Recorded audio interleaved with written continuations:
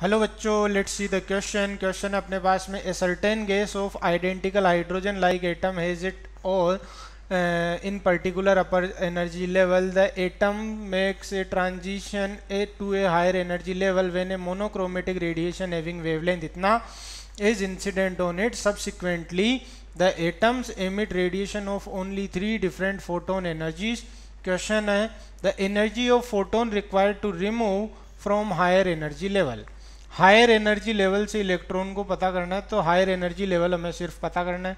तो higher energy level हमें पता करने के लिए हमारे पास हो जाएगा काम कि ये अगर हम पता करें कि n इज इक्वल्स टू ये 1 है, ये n इज इक्वल्स टू 2 है, ये हमारे पास n इज इक्वल्स टू 3 है, तो केवल 3 डिफरेंट तरह की स्पेक्ट्रल लाइंस मिल रही है मुझे। इसका मतलब n की वैल्यू क्या हो गई मेरे पास में 3 हो गई। ठीक है ना। अब ये फाइनल n है मेरे पास में, ये क्या है मेरे पास में फाइनल n है।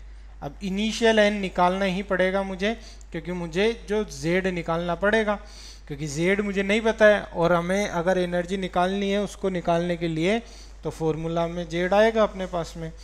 तो हम पता करते हैं पहले इनिशियल n, फिर z पता करेंगे। तो इनिशियल n पता करने के लिए भाई इतनी एनर्जी देने के बाद ही तो हुआ, तो जो भी एनर्जी का डिफरेंस आएगा वो इसी एनर्जी के बराबर आएगा। तो वो आ जाएगा अपने पास में, कितना आ जाएगा अपने पास में, देखो आप कि इनिशियल n निकालना है ना आपको, इनिशियल n निकालने के लिए इतने एनर्जी का गैप आ जाएगा। तो इसका एनर्जी होगी E is equals to H C by lambda से 6.626 multiplied by 10⁻⁻34 multiplied by 3 multiplied by 10⁻8 divide by lambda कितना 1654 मल्टीप्लाइड बाय 10⁻⁻10।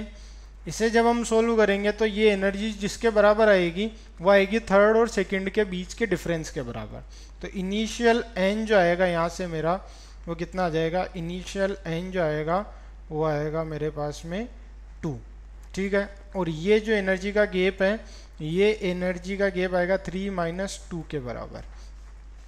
तो यहाँ से इनिशियल n भी आ गया। अब मैं क्या करता हूँ कि z निकाल लेता हूँ। तो 1 upon lambda 1654 multiplied by 10⁻⁻10 is equals to r 1.09 multiplied by 10⁻10 7 multiplied by z square bracket 1 upon n1 square. n1 क्या है अपने पास में 2 है क्या, यानी 4 हो जाएगा, माइनस 1 अपॉन n2 कितना है 9 है क्या।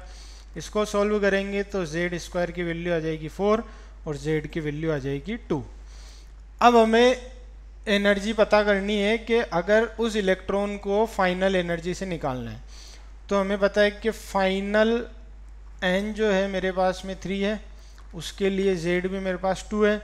तो एनर्जी रिक्वायर्ड कितनी हो जाएगी, एनर्जी रिक्वायर्ड हो जाएगी मेरे पास में 13.6 multiplied by z square bracket 1 upon n1 square minus 1 upon n2 square. ठीक है।